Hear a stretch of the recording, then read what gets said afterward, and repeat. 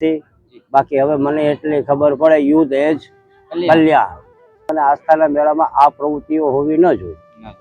મેળામાં એવી ચર્ચા ચાલે છે કે શિવરાત્રીના મહાશિવરાત્રીના મેળાની 70 કરોડની ગ્રાન્ટ, નહીં તો આવતા સમયમાં ગિરનાર ઉપરથી સાધુઓની એન્ટ્રી બંધ થશે। આના ઉપર ગવર્મેન્ટે કાયદેસર એક્શન લેવી જોઈએ। આ લોકો નાસ્તિક છે, જૈન સંપ્રદાય વાળા, અને અવારનવાર જૈનીઓ। જય ગિરનારી, જય ભોળિયાનાથ। મિત્રો, ફરી એકવાર સ્વાગત છે આપણી યુટ્યુબ ચેનલ અખંડ મોજ અને ફેસબુક પેજ ગિરનારીની મોજ ઉપર। આપણી સાથે છે મહંત શ્રી દેવગીરી બાપુ, જેને કોઈ પણ પરિચયની જરૂર નથી, કેમ કે કોઈ પણ જગ્યા ઉપર અન્યાય ખિલાફ બોલવાનું હોય એટલે દેવગીરી બાપુ પહેલા હાજર હોય। અને કોઈ પણ સામાજિક મુદ્દા હોય, ધાર્મિક મુદ્દા હોય અને સમાજને અનુલક્ષતા મુદ્દા હોય, એમાં દેવગીરી બાપુ તટસ્થ રીતે અગ્રેસર રહીને હોય છે। ઓમ નમો નારાયણ બાપુ, જય ગિરનારી। જય ગિરનારી। તો બાપુ, આ મહાશિવરાત્રી 2026 એને ગવર્મેન્ટે અર્ધકુંભ પણ ઘોષિત કર્યો છે। તેના વિશે આપનું શું મંતવ્ય છે ને આપના વિચારો થોડાક જણાવો અમને। તો પહેલી વાત તો એ કે ધાર્મિક મેળા જે છે એ કોઈ ગવર્મેન્ટનો વિષય નથી। પહેલી વાત, મેળા છે એ આસ્થાનો મેળો છે, ધર્મનો મેળો છે, ભોજન ભજન અને ભક્તિનો ત્રિવેણી સંગમનો મેળો છે। એટલે મેળા કોઈ ગવર્મેન્ટ નથી છે, મેળા ઓનલી ફોર સાધુના છે। અને આજે એક બે જગ્યાએ હું ગયો જોવા તો આ કાયદેસર ગુજરાતી ફિલ્મી ગીતો વાગતા હતા અને કિન્નર અને દીકરીઓ નાચતી હતી। તો આવા લોકોને હું ખાસ સંદેશ દેવા માંગુ કે આ ધર્મ અને આસ્થાના મેળામાં આ પ્રવૃત્તિઓ હોવી ન જોઈએ। એ ભાઈને અમે 2-3 મહાત્મા ના પાડવા ગયા તો એને એમ કીધું કે હું રણજીતસિંહ ગોહિલ, તમારે જેને કેવું એને કહેજો। મેં કીધું ભાઈ, તમે પહેલી વાત છત્રીનો દીકરો ધર્મક્ષેત્રમાં આવા ભવાયા નચવવાના કામ છત્રીના દીકરાનું છે। એટલે એ ભાઈને જે કાંઈ હોય, જે કોઈ હોય તે XYZ મને કોઈ ફરક પડતો નથી। એને હું ખાસ સંદેશો આપું કે તમે સનાતન ઉપર આવી રીતે ઝીણા ઝીણા આક્રમણ કરો।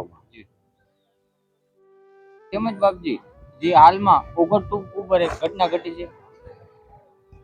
ઓગળ ટૂંક ઉપરની ઘટના સરાસર નિંદનીય છે। આના ઉપર ગવર્મેન્ટે કાયદેસર એક્શન લેવી જોઈએ। આ લોકો નાસ્તિક છે, જૈન સંપ્રદાય વાળા, અને અવારનવાર જૈનીઓ દત્ત મહારાજ દત્ત શિખર ઉપર, ઓગળ ટૂંક ઉપર આવી રીતે કઈ ને કઈ અડપલા કરતા રહે છે। તો આ લોકોને ગિરનારમાંથી કાઢવા જોઈએ અને ગિરનારમાં એન્ટ્રી હોવી જ ન જોઈએ। આ તો સનાતનની આસ્થાનું કેન્દ્ર છે। આ કોઈ અહીંયા જૈન સંપ્રદાયનું કઈ ક્લિનિક કઈ છે બરોબર?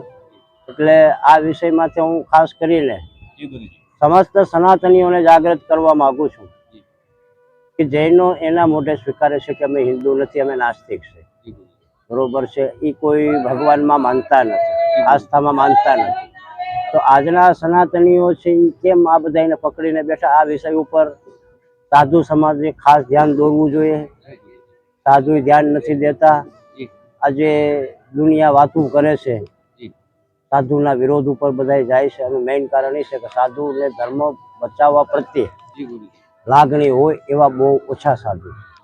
તો ખાસ કરીને હું તો સાધુ સમાજને સંદેશો દેવા માંગુ છું કે સાધુ છે ધર્મના રક્ષક છે। તમે ધર્મની રક્ષા માટે શસ્ત્રોની પૂરી ટ્રેનિંગ સાથે તૈયાર રહો અને ધર્મ બચાવવાની કોશિશમાં લાગો, નહીં તો આવતા સમયમાં ગિરનાર ઉપરથી સાધુઓની એન્ટ્રી બંધ થશે।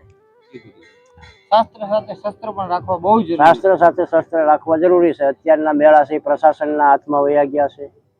જૈનીઓના કહેવા મુજબ આ મેળા હાલે। અત્યારે આ પવિત્ર મેળામાં ભાવિક ભક્તો, કોઈ મોટી ઉંમરના વૃદ્ધો હોય તો એના વાહને બહાર મૂકવામાં આવે। પછી અખાડાના પદાધિકારી સાધુ જે છે, સચિવ, સેક્રેટરી, મહામંડલેશ્વર, આના 4 વ્હીલર બહાર મૂકવામાં આવે। તો અન્નક્ષેત્રવાળા જે લોકો છે એના સાઉન્ડ અને કરિયાણાના વાહન પણ બહાર મુકાવવામાં આવે। તો આ એક રાજકીય સ્ટન્ટ છે, રાજકીય ષડયંત્ર છે। ષડયંત્રથી સાધુને જાગૃત થવાની જરૂર છે। શાસ્ત્રથી ન માને તો શસ્ત્રથી। બાકી હવે મને એટલી ખબર પડે યુદ્ધ એ જ કલ્યાણ। ઓમ નમો નારાયણ। તેમજ બાપજી, આ સંસ્કૃતિ વિરુદ્ધ કાંક ને કાંક કાર્ય થઈ રહ્યું છે।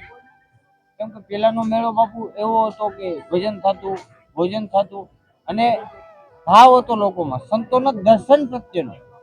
જો ભક્તિ ધીમે ધીમે લુપ્ત થતી જાય છે. જી ગુરુજી. આખા મેળામાં તમે રાઉન્ડ મારો ભૂતનાથજી, મારો તો અનુભવ છે, કોઈના મોઢામાં ભગવાનનું નામ નથી. પહેલી વાત જી જી આ એક પિકનિક પોઈન્ટ થઈ ગયો. જી ને હું તો હવે ખાસ કરીને સોશિયલ મીડિયા દ્વારા એ પણ કહેવા માંગુ કે હવે પછીના જી શિવરાત્રીનો મેળો તો ચાલુ થઈ ગયો, પણ હવે પછીના મેળાનું જે કાંઈ આયોજન થાય જી એ આયોજન મુલતવી રાખવા માટે હું રાજ્ય સરકારને અને કેન્દ્ર સરકારને જી બેને વિનંતી કરું છું કે 5 વર્ષ ખાલી ભારતના મેળા બંધ કરી દેવાના છે. 5 વર્ષ. 5 જ વર્ષ ખાલી ભારતના તમામ મેળા બંધ કરી દો. ભક્તિ ઓટોમેટિક દેખાશે, જી ખોટા ખર્ચા બચી જશે. મેં એવી વાત સાંભળી છે, જી ગુરુજી. આપણે જોયું નથી રૂબરૂ, જી પણ મેળામાં એવી ચર્ચા ચાલે છે કે શિવરાત્રીના મહાશિવરાત્રીના મેળાની 70 કરોડની ગ્રાન્ટ 70 કરોડ રૂપિયાનું અમે grant આવી છે વાત ગુરુજી. સાંભળી છે. જી ગુરુજી. તો આમાંથી 70 પૈસાની કોઈને કાંઈ ખબર તો છે નહીં. જી ગુરુજી. તો આ અંદરની ગુપચુપ રમેશ કોણ, જી ગુરુજી. આ ખાસ કરીને બહાર આવવું જોઈએ. જોઈએ અને ગરીબ મહાત્માઓને બને એટલો સહયોગ મળવો જોઈએ. જી ગુરુજી. તેમજ બાપજી, અલગ અલગ સમસ્યા ઓગટટુક ઉપર, દત્તાત્રેય શિખર ઉપર વારંવાર થઈ રહી છે. તેનો end of the day solution શું છે ગુરુજી? કેમ કે આવી વારંવાર ઘટના થતી રહેશે અને વારંવાર સનાતનીઓ માફ કરતા રહેશે કે જતું થવા દેશે, તો આનું નિવારણ કઈ રીતે આવશે ગુરુજી હંમેશાના માટે?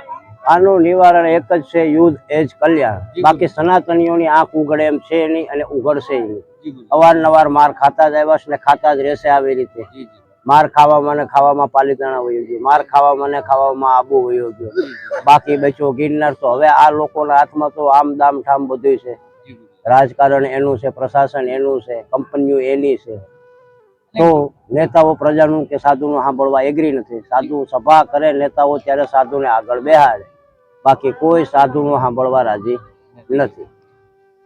તેમજ બાપજી, તમે કહો છો એમ ફોટા પડાવવા માત્ર સાધુ સંતોને રાખે છે. બસ ફોટા પડાવવા, સેલ્ફી, વિડીયો, બસ એ માટે જ સાધુ છે. જી ગુરુજી. આગળ સાધુને એટલે જ બેહાડે કાંક ને કાંક પોતાને રાજકારણના ક્ષેત્ર માટે.